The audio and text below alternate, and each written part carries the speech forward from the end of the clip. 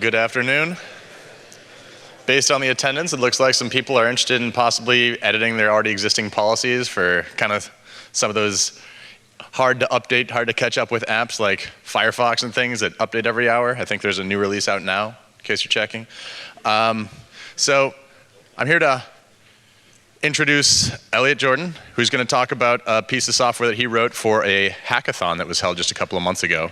And I think he's really taken it from there and run with it and done some great things to make it integrate pretty well with JSS. So without any further ado, Elliot.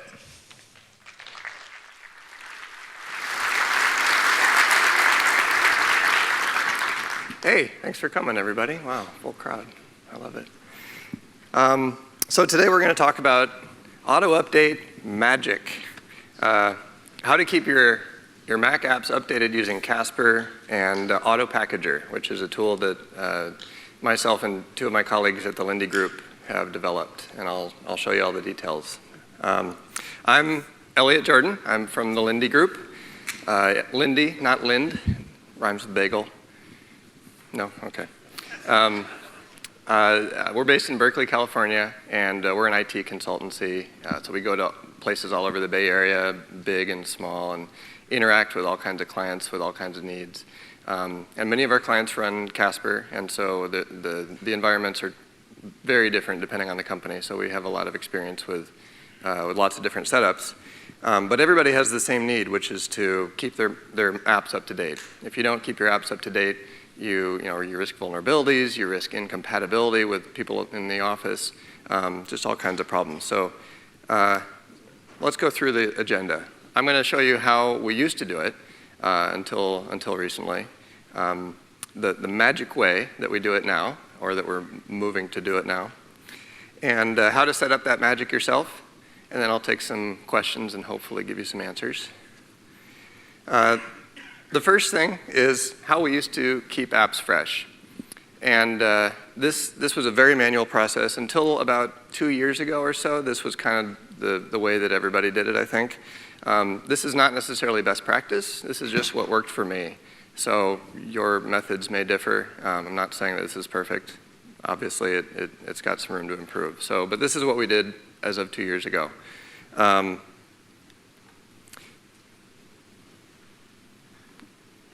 That's the other direction. There we go.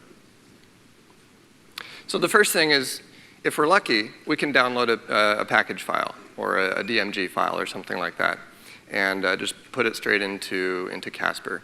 If we're not lucky, we have to use Composer to create it, which is a great tool. Makes it a lot easier than we would have otherwise if we had to use like package util on the command line or luggage or something like that. But there's all kinds of different ways to package things up. We would find one of those ways and create a PKG file. Then we would have the smart group that tells us which computers are out of date, which ones actually need that update to the app.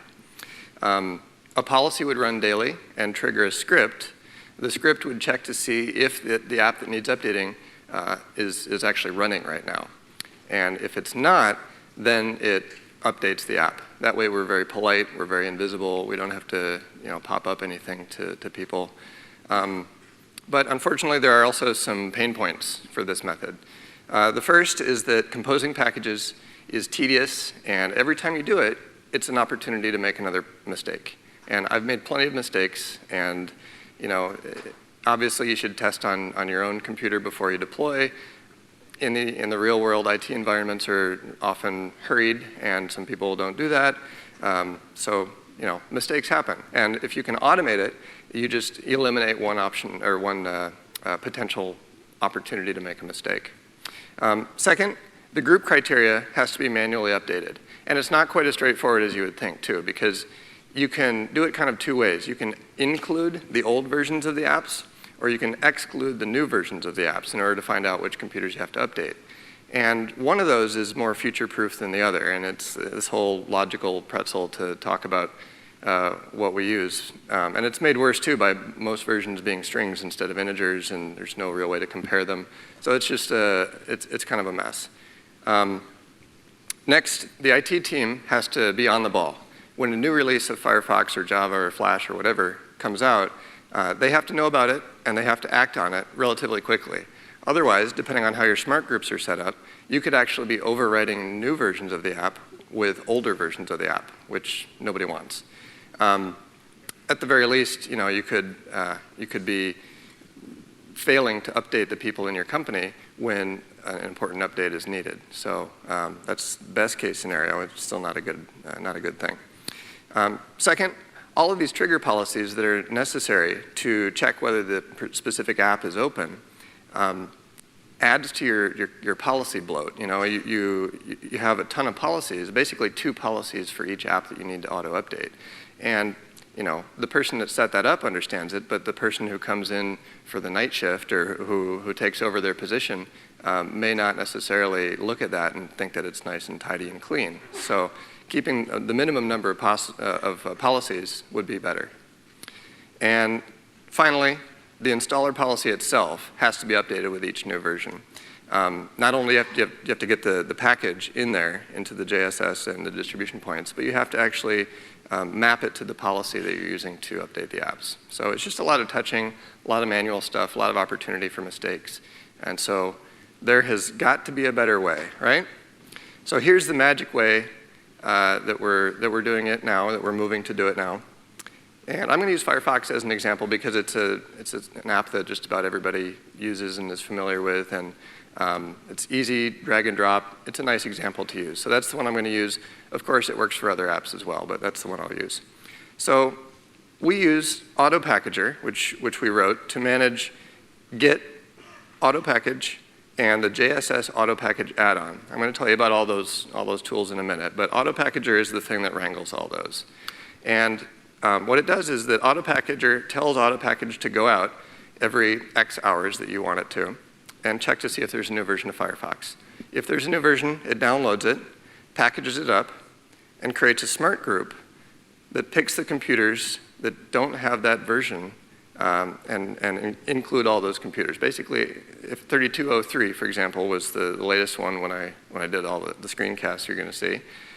So if the computers don't have 3203, then they're included in that smart group.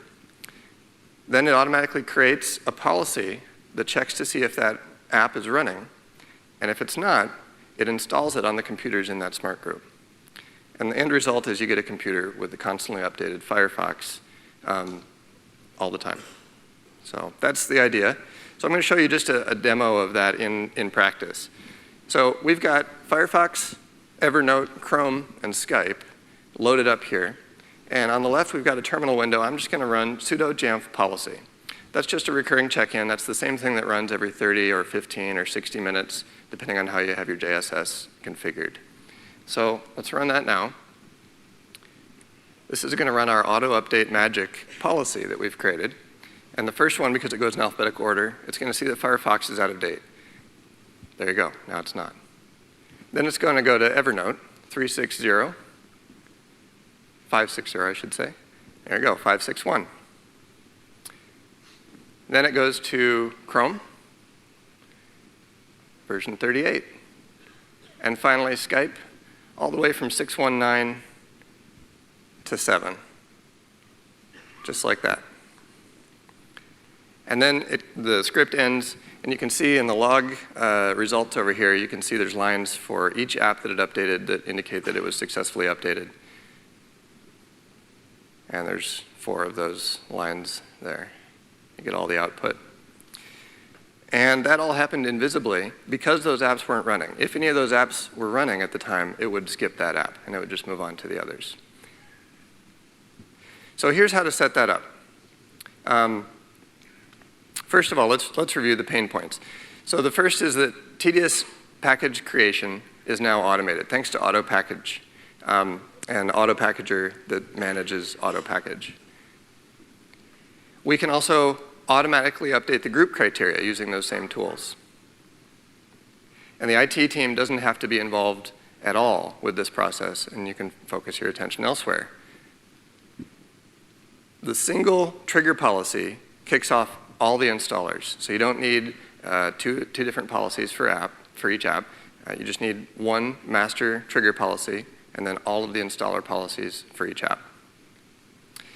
And then finally, the installer policy itself is automatically updated with the new package that AutoPackage created.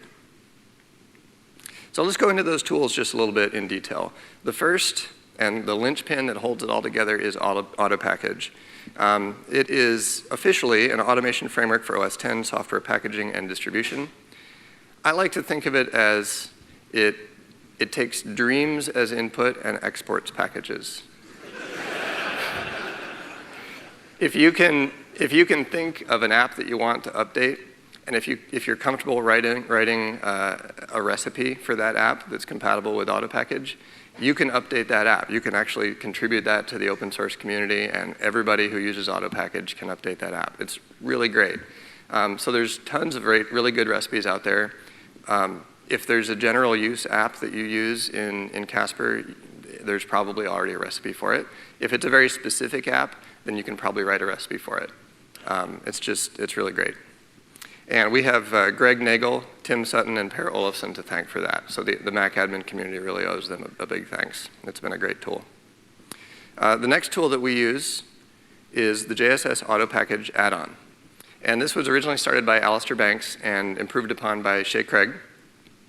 And what it does is it allows AutoPackage to talk directly to a JSS.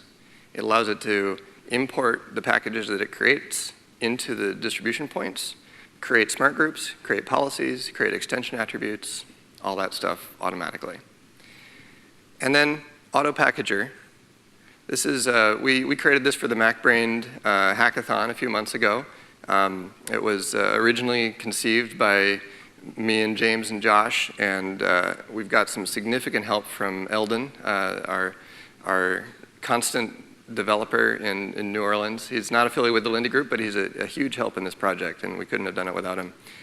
It's a Mac app that puts a friendly interface on AutoPackage. It makes it so you don't have to be so into the terminal and the scripting and all that stuff in order to get started with this stuff. It gives you a really easy interface to install Git, which AutoPackage requires, and install AutoPackage itself. It lets you schedule AutoPackage runs. It lets you choose which recipes you care about. And it even sends you emails when there's new versions of those apps. So you can basically walk away and just, it automatically keeps AutoPackager running without you, which is great. As of today, we have just released a new version of AutoPackager that has Casper integration. So you can put in your JSS address, your API username, and your API password, and it will take care of installing the JSS AutoPackage add-on and configuring it with the proper defaults write commands so that you don't have to do that. So this is a way that today you can actually use AutoPackage with Casper. Previously, it was a lot of work to do that, and now we've tried to make it a little bit easier. So I'm going to talk about 3 different ways that you can set this up. The first is self-service only, and that's the default way. And that's also the safest way, and it's the way that you should try to do if you haven't done this before, because it's unlikely to break things and unlikely to get any phone calls from people. And it's also really super easy to set up. So I'll show you how to do that. The way that it works is that AutoPackage downloads a new version of an app. The JSS AutoPackage add-on takes care of importing that app into the JSS, and then Smart Group is created, and a policy, a self-service policy is created, even with the right icon and the description and everything, for a specific group of testers. And by default, it's a static group of computers called testing. So you have to create that static group called testing and put some of the people in your organization into it.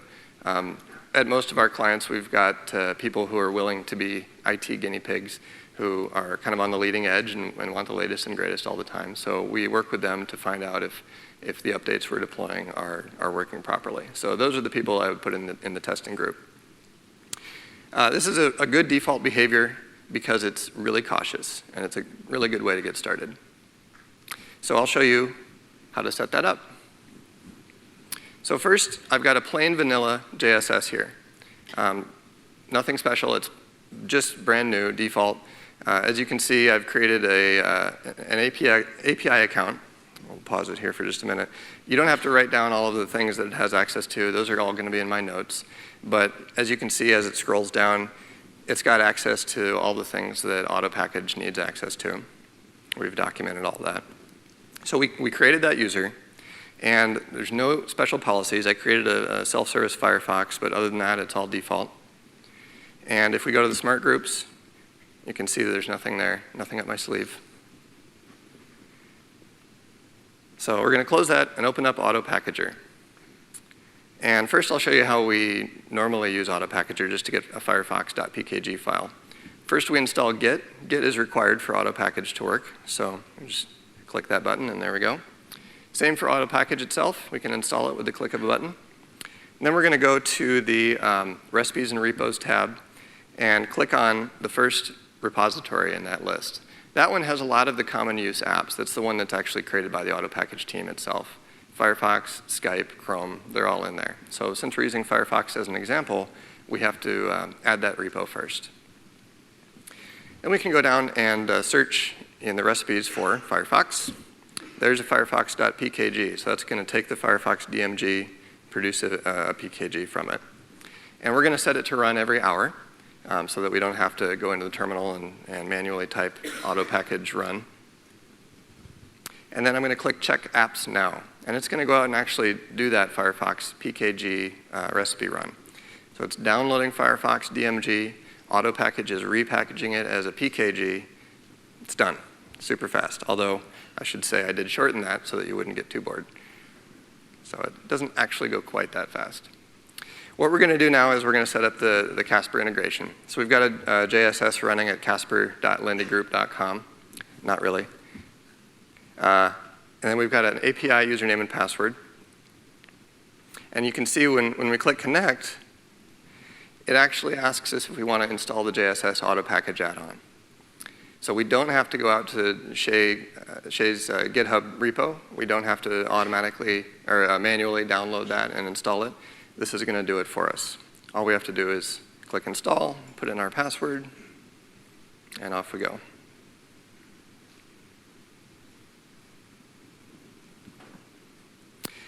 Then what it's going to do is for each distribution point we have in our JSS, it's going to prompt us for the read-write password for that distribution point.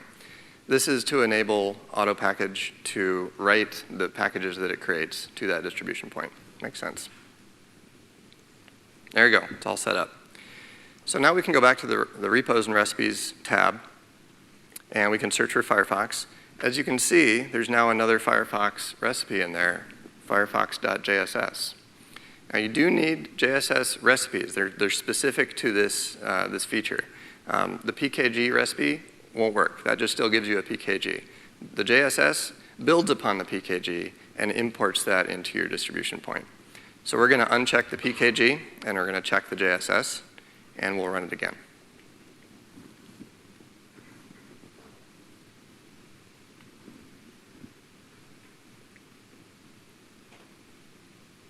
I wish it went that fast, but not quite.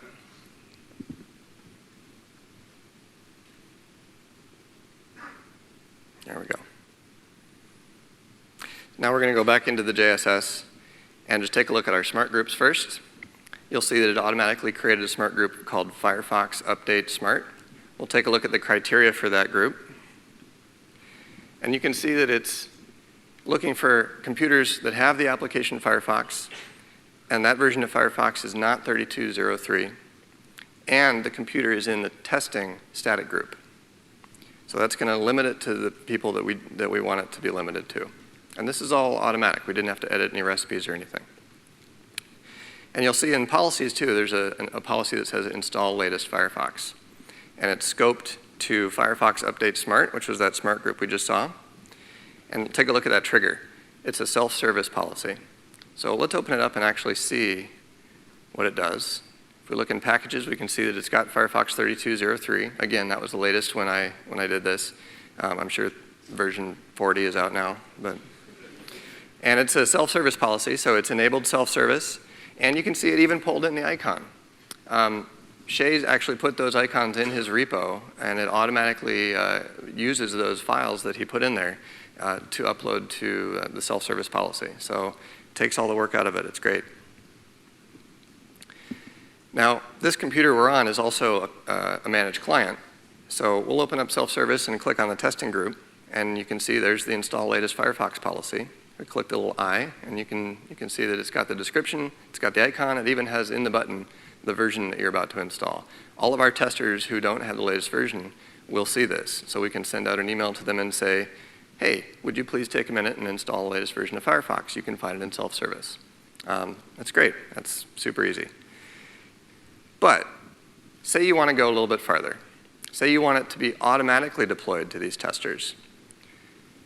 What we can do is we can automatically deploy all the stuff that we just did, but instead of scoping it to the testing group, it's actually going to scope, or I'm sorry, instead of being a self-service policy, it's going to be an automatically deploying policy just for the testers group.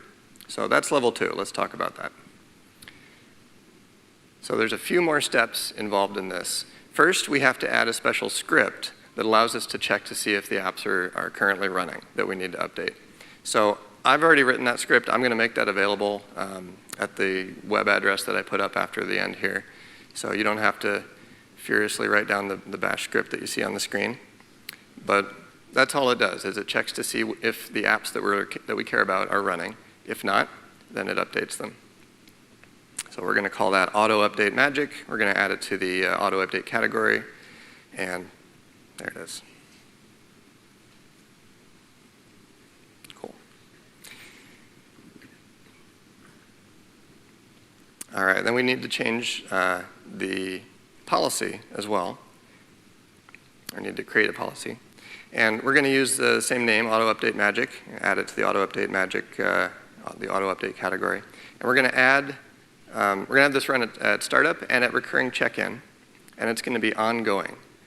So just because it's ongoing doesn't mean it's installing all the time, because those installers don't get called unless the app is really out of date. But it does check ongoing. And then we're going to add that script that we added. There it is. And we're going to scope this to just our testing group. And we'll save. All right, now we're going to dive in a little bit deeper, so hang on. We're going to make an override for that policy. And that's that command right there, auto package make override firefox.jss. Now I should say, I recorded this a couple weeks ago. Auto Packager now has that feature built in as well. In this new version 1.1 that we released, you can actually right-click on a recipe and click on Create Override, and it will create a new override file for you that you can go and edit with a text editor. And you can even choose which text editor you want to use. So this part is a little bit easier than what it appears. But that's the idea. We create a recipe override. It shows up in this folder here. And then we have to copy in a couple other files too, because it's looking in that same directory for those support files, including the Firefox icon. And there's 2 XML files. There's a policy XML file and a smart group XML file. And that's what it uses in order to determine how to build all those things. So I'm just going to copy all those in now. And I like to rename them to, you don't have to do this, but I like to rename them to auto update policy template and auto update smart group template, just to keep them separate from the other stuff. When I look at them, I can very clearly see that that is the policy that this is associated with. So then we're going to customize the recipe, the firefox.jss recipe. We're going to take out all the stuff that doesn't apply. This is basically a duplicate of the original recipe.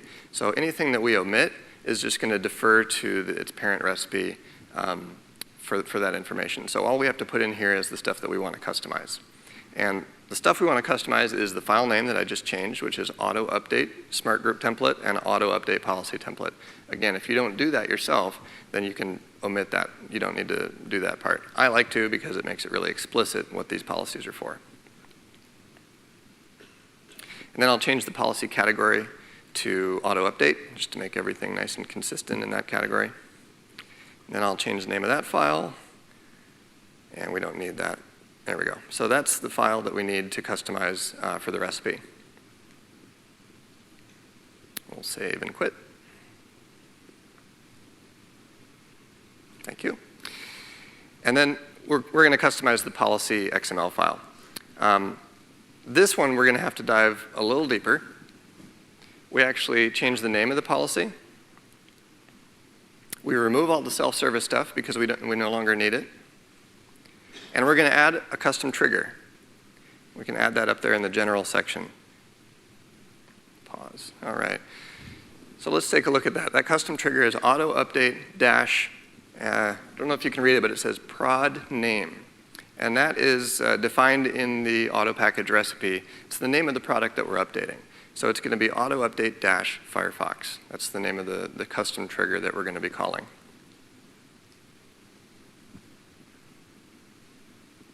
All right, we'll save that and we'll quit. Now we need to go back to our script that we added, and we need to tell it Firefox is now on the watch list. So I'm going to go to Computer Management, Scripts, Auto Update Magic, Edit, and there's instructions in here in this script that really lay out what you need to do. But basically, you just need the app name in quotes that you want to watch for. There we go, Firefox. If we had Google Chrome and Skype, we'd put those in there too, but we're just going to stick with Firefox for now. So we're going to save that. All right, now we're all set. We can go back into Auto Packager and check apps now, and it's going to run that newly overridden Firefox.jss policy that we edited. And we wouldn't need to go in here and click check now. Obviously, it's going to check once an hour, but I didn't want to make you wait that long. All right.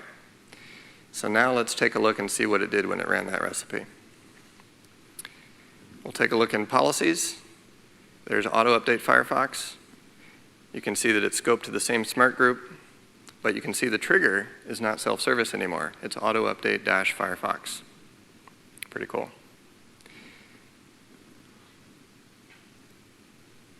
So I don't trust it.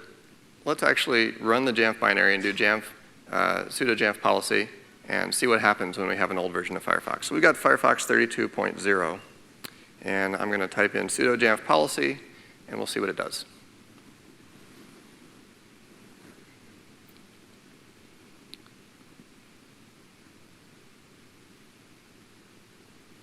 Suspense. There, 3203. So that was the latest at the time, and so that's what it got. Cool. So that's pretty cool. But say we want to go even farther. You should not do this. In fact, let's stop. Let's go back to level 2. We'll stay there. We're all happy, right? No. I'll show you how to do this. I'll say also that it's pretty risky because it's going to update all the apps on your Macs for all of the computers in your organization, which is potentially dangerous. You know, auto package is pretty good with packaging up the files, but if a bad recipe ever gives you a package that doesn't work, you could potentially ruin an app across all your organization's computers. You don't want to get that phone call. So try this on your own computer, keep the scope really narrow, and once you're really confident that everything's working, then you can start to widen that scope. But in case you want to go all the way, let me show you how to do it. It's actually really easy. Once you've done step 2, that's the hard part. Step 3 is super easy. The only thing we have to do is edit the smart group template.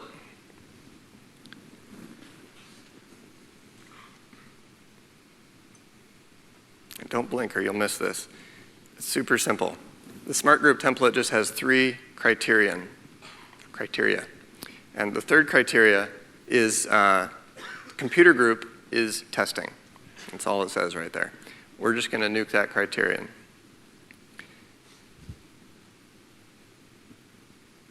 Just that one. So now it's just Firefox is not the latest version. No other criterion. So it's selecting the entire organization's managed Macs. And we need to do the same thing for the policy, for that master.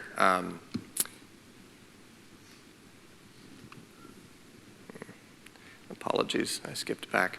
We need to do the same thing for that master as well. So the policy, the auto update magic policy that runs that script also needs to be scoped to all managed Macs instead of just to the testing group. So we'll wait just a minute and see that happen.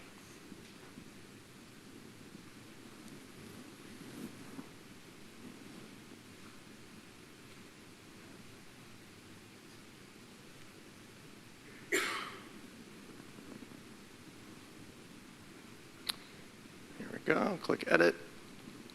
And we'll remove testing. And we'll add all managed clients. Cool. Now I didn't record what happens after this because it's exactly the same as level 2. Basically, if Firefox is out of date, we do sudo jamf policy, it gets updated, no matter what static group we're in or what computer we have. Pretty cool. So there's a few notes and things you need to know. Obviously, there's lots of disclaimers. This is really bleeding edge stuff. Obviously, Jamf just introduced yesterday patch management built into Casper, which is awesome. But this is open source. It's available today. It works in most environments. I've seen it break in some. So there will be bugs. There will be workarounds. There will be things that we have to fix on our end. There will be things that have to be fixed on other softwares. And so you might have to bear with a little bit of growing pains. But if you want to automate, then it's definitely worth trying, I'd say. And the latest version of the script actually has some significant changes. It's not the Firefox in quotes that you saw up on the screen. It's actually the name of the app and then the name of the recipe, because sometimes they're not the same. Google Chrome, for example, has a space in the name of the app, but the recipe is Google Chrome with no space. So we wanted a way to distinguish between the two of those. This may be changing too. There may be a better way to do this, but that's what we're doing for now. In addition, the new script lets you choose how often you want to run that auto-update trigger and how often you want to auto-update your apps. So you can choose every 1 hour, every 2 hours, every 4 hours, just so you can eliminate some of the overhead. I don't recommend more than once every 24 hours, because if you get the 24 hours, then it's likely that that's going to happen at the same time, and probably the same apps will be running on that time. So I like to make it somewhere between 1 hour and 8 hours. That seems to catch a lot of the updates that need to be caught. So that's set as parameter 4 in the script now. And if you go to the website that's going to be on the screen, you'll see that. It's pretty self-explanatory. Also, I tested this out with Flash and Java, and it's about halfway there. If you want to be able to quit the browsers politely when Flash and Java update, then there's probably a little bit more work to do. And I'm working on a script that's going to help with that. If anybody has really found a really good solution for that, I'd love to hear from you. But for now, it works if you don't care about the browsers. So if you don't mind updating Flash behind the scenes while Safari is running, for example, then this works fine. You just replace the trigger underscore other with the trigger underscore check-in and set that to true, and then it runs on every check-in for the scope, for the computers that don't have the latest version of Flash. So it depends on how polite you want to be there. So that is still in development. It also doesn't yet work on apps like Dropbox that are always running. GitHub is another example of this. The GitHub conduit is always running in the background, and there's no way that we have yet to detect that and to work around it. So we'll work on a solution for that, but in the meantime, that's one of the limitations. And finally, it is open source. It is not affiliated with Jamf. So if you call your rep and ask for help, they're going to say, go call the Lindy group. And you actually could call the Lindy group, but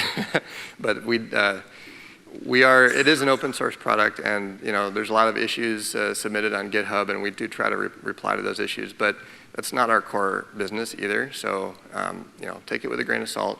Be cautious. Don't overscope. That's what I can say. And of course, we wouldn't be able to do any of this cool stuff without some great people's help. And I'd like to thank James, Eldon, Josh, and my boss Peter for making Auto Packager possible and actually building this cool feature into this new version. JSS Auto Package add-on, I actually worked with Shay to find some of the best practices for Casper app deployment, and caught a couple bugs and fixed a couple things, which was great. And Alistair for having the idea to hook up the JSS to Auto Package in the first place. And of course, the legendary Greg, Tim, and Per for making Auto Package in the first place. That's been a huge help for all of us. So if you want more information, here is the URL you want to go to. And this has a step-by-step how-to guide written out in the GitHub README. The latest version of the script that I just put up half an hour ago. Some example policy and group templates, some notes, and of course, not yet, but it will have a link to this slide deck so you can experience it all over again. All right, thank you.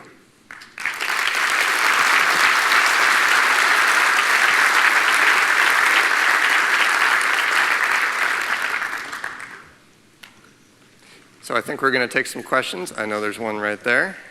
And please wait for your question. Wait for me to get to you with the microphone, please. So. Thanks, great presentation.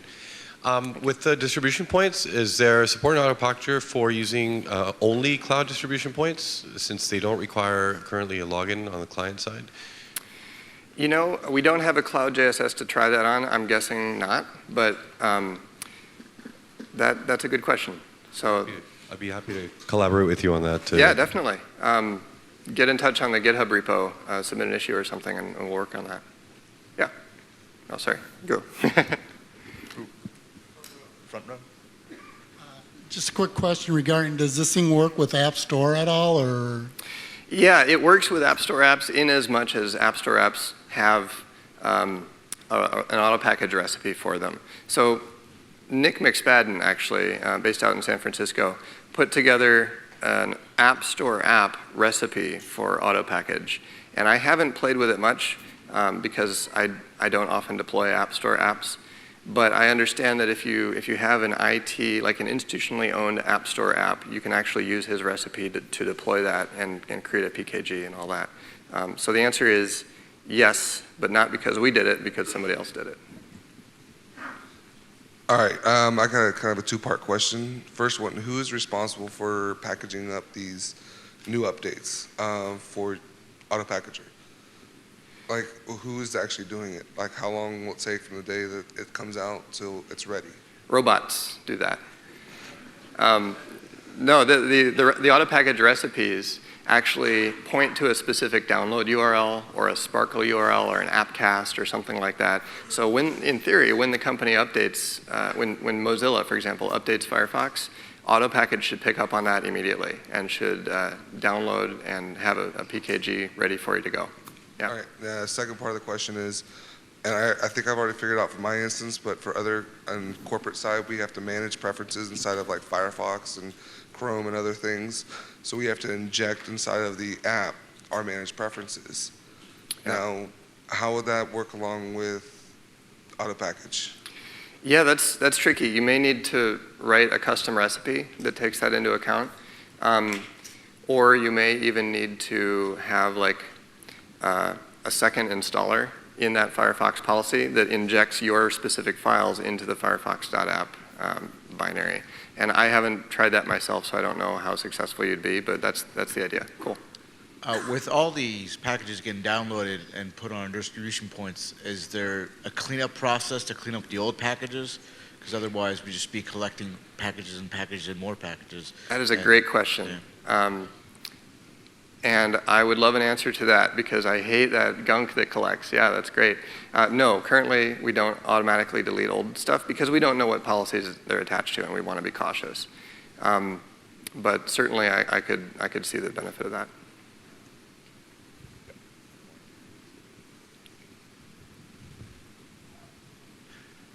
Is there any support or planned support for being able to activate these auto-created policies at a specific time? For example, with my company, we have distribution points that are global and synchronize with our master distribution point at different periods of time. So I know I could go into the JSS and actually set that policy activation time to be after everything syncs up. I was just wondering if there is any, or if you're planning on any like built-in ability to set when that policy becomes active. Yeah, that's a great question. Does anybody know, does the scope time, the policy time, is that exposed on the API? It is? Okay. So I think you could probably put that into your custom recipe, your Firefox.jss recipe, as another XML line in there. Rich? Is there any functionality to go along with it sounds like you can't clean up old packages. Can you clean up the former policies that were created? Like, for example, so you've got Firefox updating regularly. Is there any way to clean up the Firefox 3201, 3202, 3203, and so on and so forth? Yeah, I should have explained that more clearly. The way this works is it actually updates the existing policy rather than creating new policies. So we didn't have an existing one in there to show you, but if we ran this again with Firefox 33, the same policy that says auto update Firefox would suddenly have the 33 package instead of the 3203 package. So the only debris that's left over are the packages themselves. Right. Are you familiar with Patchu at all? Have you tried it, and what's your opinion on it if you have? Yeah, it used to be junky, right? Yes, that's right. Yeah, I heard about that and I was really intrigued. I haven't tried it yet. I'm going to do some more reading. I can demo if you want. Yeah, cool.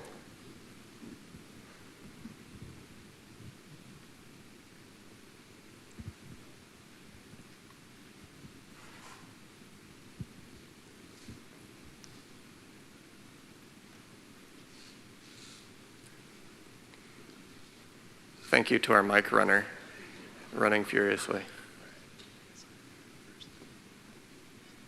Kudos on a great product there. My question is, your demo showed version 9, JSS version 9. How about older versions of JSS? That's another question mark. It depends heavily on the API. So what AutoPackage does is, or AutoPackager does, is it just sets on top of AutoPackage, Git, and the JSS AutoPackage add-on. So if you can use those three technologies with other versions of Casper, you can also put AutoPackager on top of that. I don't have a JSS with version 8 anymore, so I haven't tested it with that. But if the API calls are similar, then I suspect it should work. So you asked about Flash, and you said that you didn't know how to do it in a friendly way. There isn't, right? Because if you're in a pre-flight and you're going to kill all the browsers, or whatever you're going to end up doing, or afterwards as post-flight, I run it as a log-off hook, assuming people will log off. Yeah. Here's why. So I've done it 100 different ways, and you find that people call and go, my browser keeps turning off because it keeps trying to update, and you keep getting the post or pre-flight, and it keeps killing their browser. And you laugh a little, but they don't. So what I decided was to use the log-off hook. So worst case, you can do the old IT. Did you try logging off and restarting? And then hopefully it catches. Sure. Because the thing is, look at that bubble if you're showing it in the corner that says it's doing something with Casper. But they can't get in the way of the browser restarting or the install happening if it's trying to log off at the same time. Right. And Casper will execute all the log off hook installs, operations, web gets, everything before it terminates the internet connection. So you can do that as log off hook, and it should work just fine. Yeah, and that's part of the reason that we set the auto update magic policy to run at startup in addition to just the recurring check-in, because that startup would be an equally appropriate time to run that. You could tick the log off box as well, and then you'd solve that problem. But yeah, you're right. There is. I feel like there's got to be a better way to update Flash and Java, and I think I'm going to do some of the stuff that that Arik was showing yesterday. With the GUI and the the really good user interaction stuff. I'm going to get more into that. So you talked about there were some recipes that were JSS and non-JSS. What was the difference between those? Yeah, there's all kinds of recipes that are meant to work with different systems. So there's the PKG recipe. There's a download recipe that simply downloads the Firefox DMG and puts it in the cache. There's a Monkey recipe, so if you use Monkey in your organization, you can hook up AutoPackage directly to your Monkey repo. And then these are JSS policies that import it into your JSS. Oh, so it's still just a PKG, that's just adding all the policy stuff onto it? I didn't hear that. So the JSS recipe is just adding on all the policy parts to it? Is that what the difference is? Exactly. Yeah, Okay. the smart groups, the policies, and the distribution point. Yeah.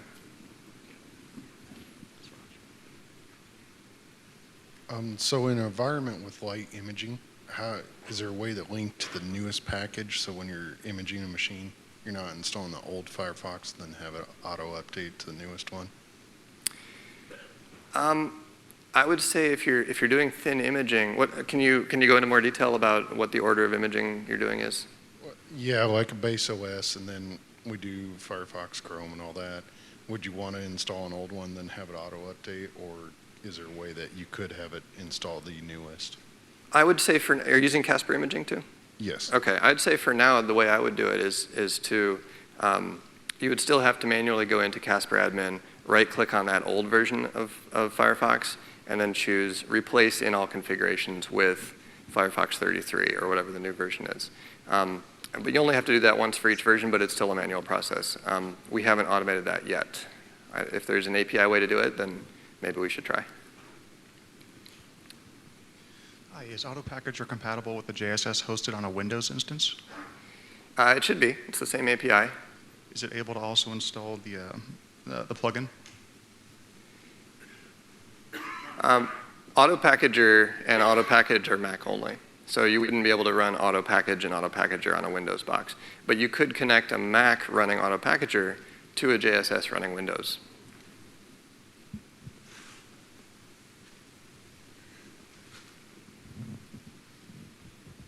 This is really to the guy that was asking about thin imaging. What you could do is, before you build your first boot package script or your first boot script, if you're doing it via script, is let AutoPackager build that Firefox policy and then just use the policy ID for that in your first boot script. Because once you've got that policy ID, if your policy is not deleted or changed, if all you're doing is changing the actual application, then that policy ID is always good, and you're always going to be installing the latest version of whatever app that is via thin imaging. Yeah, that's an excellent idea. That way you don't have to include the package in the configuration at all. You just do it with a script. Well, the script presumably would be using a trigger for that, yeah. Yeah, that's the ID. So instead of using a custom trigger, you use the ID of the policy. Yeah, policy-ID 1 or 3. Yeah, good. I may have missed it, and if I did, I apologize. But is it on me as an admin just to know that there's a new policy that's been updated, or can you receive an email from within the JSS saying, hey, a new policy was set up and created? Yeah, I didn't hear all of that, but I understand that you're asking if you can receive email when that policy has been updated? Yeah, AutoPackager actually has that built in. Anytime it finds a new version and therefore updates it in the JSS, it sends you an email at the address that you set. And if there's an error running a recipe, it will send you that error as well, so you can go in and troubleshoot.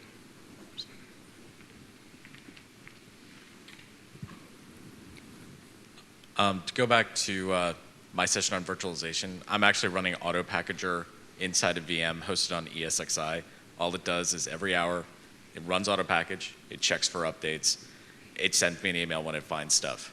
I haven't yet integrated the JSS add-on because I was a little daunted by it, but this makes it a lot easier.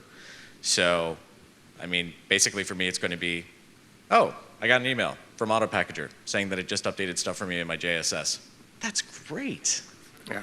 I love when robots do my work for me. Cool, yeah. And we actually use it in production at a client as level 1, where we get an email, and that way, that's our message to know that, oh, there's something new in self-service. And then we send that email out to our testers, our IT testers, to let them know, please go into self-service and try this new policy out. Everybody wins. Just wanted to speak on the Flash player closing the browser. Yeah, I've actually found that, I don't know how it works, but if you delete Flash player before you run the package, it will not force close the browsers. Ooh. That makes me and it nervous. seems to work, too. I mean,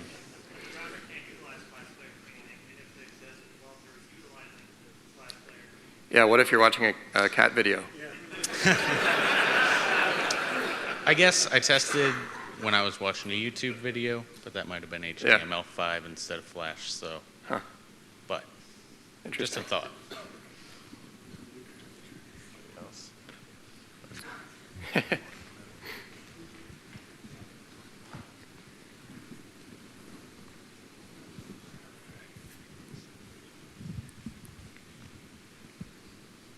I'm wondering if it's possible to do the self-service only policy, but scope it to everybody instead of just testers? Yeah, Okay. absolutely.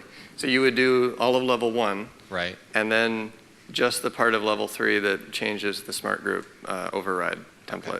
So you just remove that third criterion from that template. To everyone. Yeah. Okay, awesome. You guys are missing some opportunities to play with the microphone and like prank him.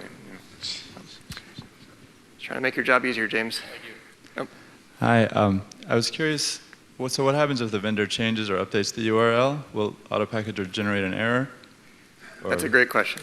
Yeah, that's been one of the kind of, I think the tough things about AutoPackage so far is that if the vendor, if their Sparkle URL disappears, if it 404s, then all those recipes break for all the computers that subscribe to that recipe. And we have to wait for the recipe author or somebody to update that recipe. So yes, currently that will generate an error. On the plus side, it won't go out and push some garbled HTML file to all of your computers. It will stop when it gets that error. Yeah, in your test group, you had the group name testing, and also in the policy, you created the name built in there. Is there a way to modify that to use your current groups or use your own naming of the packages? For instance, we use for Chrome and stuff like that, we would just say Google Chrome. We wouldn't say install latest, but is there a way to customize the wording of the policy? Yeah. I just use testing because it's the default and it was easy to show. But yeah, you can customize that absolutely. If you create a recipe override and specify, and a smart group template override, and you can specify in the smart group that the name of the computer group should be Google Chrome testers or something like that. Then you would have to manually create that static group once, and then only those people that don't have Chrome, the latest version of Chrome, in that group should be included in that. So you can, all these things you can call whatever you want, but I just used the one that was simplest. Hi. When you have the policy set to is not and then the version number, have you run into any issues where people have downloaded a newer version faster than the policy has and then it installs the actual older version? Yeah, that used to be, in my old method, that was a problem all the time. I would make a policy that's scoped just to the people who don't have 3203 or whatever, and then 33 would come out and I would be off doing something else. Meanwhile, people are getting updated versions of Firefox that get overwritten with older ones, and that's a bad situation. With this workflow, I haven't yet encountered that because AutoPackager and AutoPackage generally work together fast enough to mitigate that. In theory, if somebody is really on it and installs Firefox 33 faster than the policy can be updated, then yes, it's possible that it could get overwritten, but it should be fixed automatically within the next couple hours, I would say. If you're concerned about that, you can set AutoPackager to run more frequently. You can have it run every 1 hour or every 2 hours instead of every 8 hours.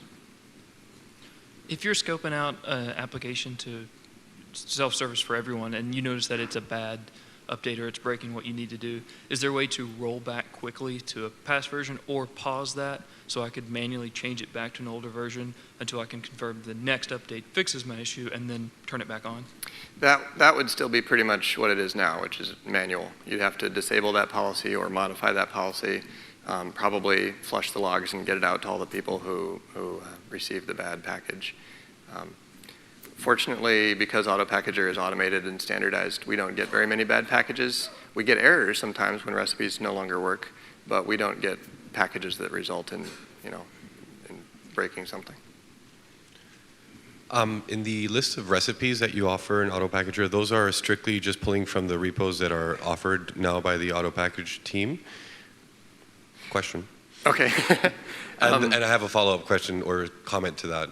It works the same way as AutoPackage itself. You can add other repos, and those repos contain other recipes. So if I wanted the, let's see, well, I wrote a recipe, for example, for App Zapper. Anybody use App Zapper to get rid of stuff? Yeah. So if you want appzapper.pkg as a recipe, you have to subscribe to my GitHub repo on github.com/autopackage/my repo name. And that is all built into the AutoPackager interface. The repos are up top and the recipes are down below, and whichever repos you subscribe to, those recipes show up down below, and then you can filter for each. Great. And my follow-up comment to that is for anybody that does decide to go and build their own recipes, please do create an issue request with Tim on the auto package repo, because he'll include your repo in the list of repos that are offered to everybody, therefore contributing back to the recipes that are available to everyone. Yeah, and that causes it to show up automatically in auto packager. If it's not hosted at github.com/autopackage, then it may not necessarily show up there, and you might have to add it manually. And I would also say, just to reiterate the point, that this only works with .jss recipes, and there aren't a lot of those out there yet. Shay Craig has been really good about writing the ones that he uses himself, and that overlaps a lot with the ones that I use. But there are probably going to be some apps that you can't find a JSS recipe for yet. That will change as people adopt it.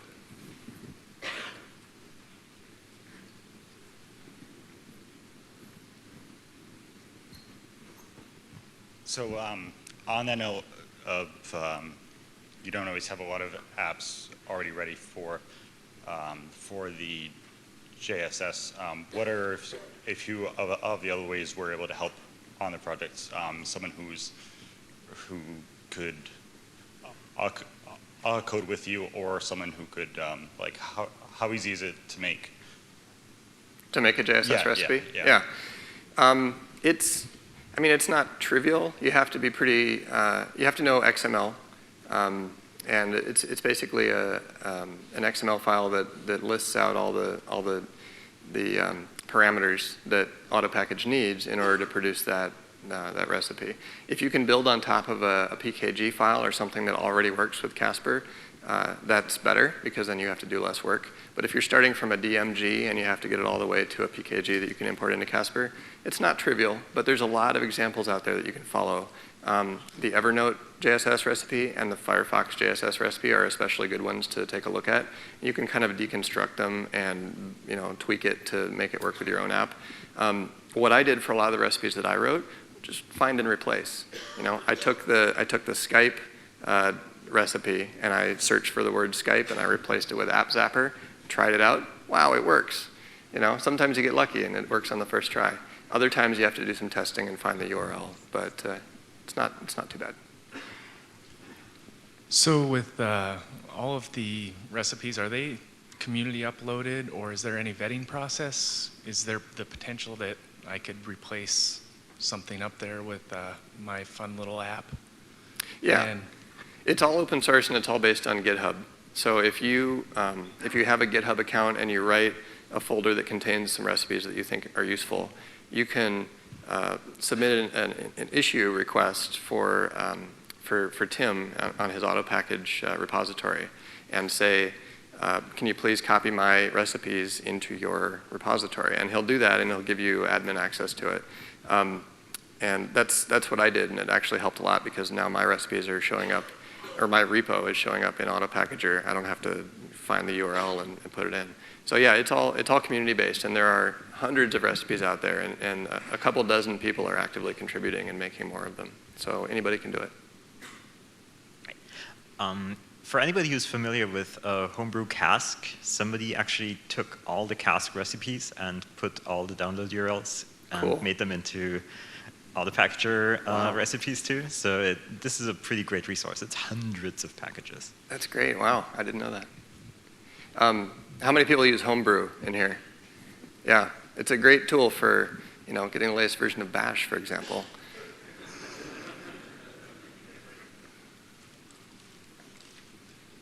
I think that's it, right? Thank you all for joining us for the session. All right. Yeah, thanks.